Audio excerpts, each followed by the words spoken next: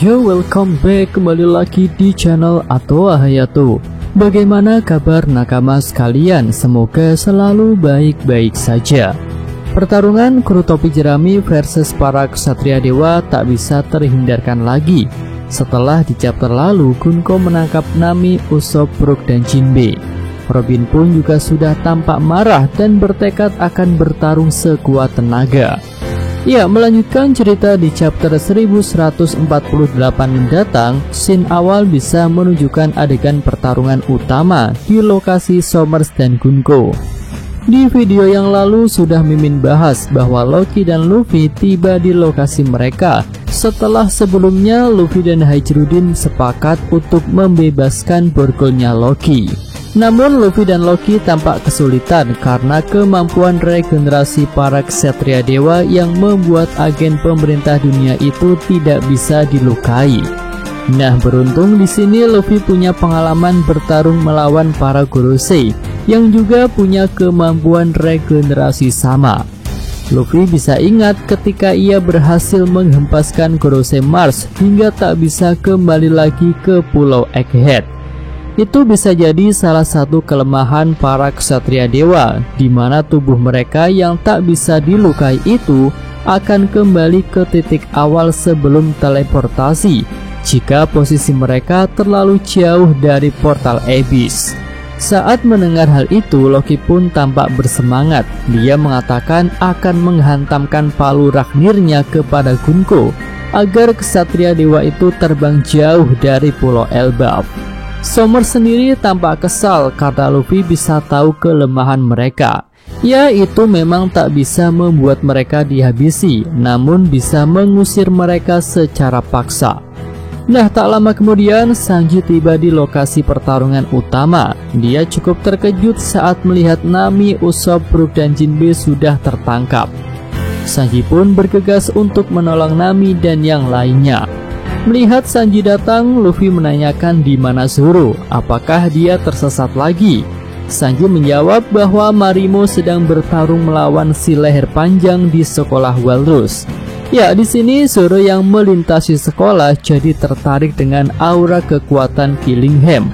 Dia pun memutuskan untuk turun dan bertarung dengan salah satu ksatria dewa itu. Selanjutnya Luffy menyapa Gaban. Dia tak menyangka bisa kembali bertemu dengan kakek tua yang memberinya kunci itu. Gaban sendiri cukup senang dengan kedatangan Luffy. Hal itu membuatnya bisa bergerak untuk menyelamatkan Cullen dan anak-anak yang lain. Gaban pun meminta Luffy dan kelompoknya untuk melawan para ksatria dewa, sementara dia akan langsung menuju lokasi anak-anak. Nah, setelah Gaban sampai, anak-anak raksasa terlihat senang. Mereka pun sangat menghormati ayahnya Cullen itu. Kemudian untuk membebaskan anak-anak dari duri-duri Somers dan pengaruh panahnya Gunko, Gaban mengalirkan haki yang kuat di sekeliling mereka. Ya, haki yang kuat bisa menetralkan atau menghancurkan efek dari buah iblis tertentu. Hal itu seperti Lau yang bisa kembali menjadi laki-laki setelah mendapat serangan buah iblis dari Doki. Anak-anak raksasa pun senang karena bisa kembali bebas. Oke, lanjut kita menuju lokasi pertarungan Zoro versus Killingham. Di sini Zoro tampak bersemangat karena akhirnya menemukan lawan yang sepadan untuknya. Sementara itu Killingham berkata tak mau berurusan dengan Yonko topi jerami karena itu bukan termasuk bagian dari misinya. Tapi Zoro tidak peduli karena kaptennya memberikan perintah untuk menghajar semua penyusup di Elbaf. Zoro pun melakukan serangan 3 pedang yang telak mengenai Killingham. Awalnya ksatria dewa itu terluka, tapi tak lama kemudian luka-lukanya kembali pulih. Zoro jadi terkejut. Hal itu mengingatkannya pada kemampuan Gorosei, terutama Nasujuro. Karena di Egghead Zoro sempat bentrok dengan Gorosei Nasujuro. Selanjutnya Killingham menyerang dengan tombaknya yang bisa saja dapat mengeluarkan petir. Karena dalam cerita mitologinya Kirin dapat mengeluarkan petir. Satria dewa itu pun menegaskan tak segan-segan untuk memusnahkan ras raksasa Elbaf jika mereka tetap menolak untuk tunduk. Ya, dengan kemampuan petirnya, Killingham bisa membakar seluruh pohon Adam. dan hal itu secara otomatis akan menghancurkan peradaban raksasa Elbaf. Sementara itu, Zoro terlihat bisa menghindari serangan tersebut, lalu dengan cepat menggunakan serangan tebasan jarak jauh yang dapat mengenai Killingham lagi. Namun lagi-lagi serangan Zoro tidak berguna. Killingham bisa memulihkan diri. Killingham pun mengatakan bahwa dia itu abadi, tidak dapat dilukai, dan Zoro tidak akan bisa mengalahkan dirinya. Tetapi Zoro yang bingung tiba-tiba teringat pada insiden terakhir di Pulau Egghead, yang mana ketika itu robot kuno Emmet mengeluarkan haki yang sangat-sangat kuat, yang akhirnya bisa membuat para Gorosei termasuk Nasujuro pergi dari Pulau Egghead secara paksa. Zoro pun akhirnya mengerti bahwa kelemahan regenerasi Ksatria Dewa itu adalah haki yang sangat-sangat kuat dan juga besar.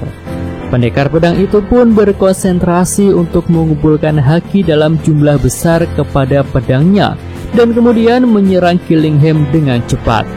Killingham sendiri tampak ragu untuk menerima serangan itu karena dia melihat Zoro menggunakan haki yang sangat-sangat banyak. Dia pun memutuskan untuk menghindar. Tapi karena ragu dalam menghindar, beberapa serangan Zoro bisa mengenai tubuh Killingham. Hasilnya pun di luar dugaan, tubuh Killingham tak bisa beregenerasi karena terkena haki dalam jumlah besar. Ya, sampai di sini Zoro bisa dikatakan sudah tahu kelemahan dari Killingham, tapi dia juga tidak bisa menggunakan haki dalam jumlah besar terlalu sering karena Zoro bisa kehabisan haki. Jadi yang bisa dilakukan Zoro adalah memaksimalkan serangan haki besarnya itu agar bisa mengenai Killingham dengan telak. Oke, itu aja pembahasan untuk prediksi alur cerita di chapter 1148 mendatang. Jika nakama sekalian punya prediksi lain yang lebih bagus, silahkan bisa tulis di kolom komentar. Yasa mimin atau hayato. Terima kasih. Oke, cukup sekian video kali ini. Semoga nakama sekalian menyukainya. Terima kasih udah nonton ya. Jangan lupa like-nya dan subscribe channel Atowa Hayato. Yo!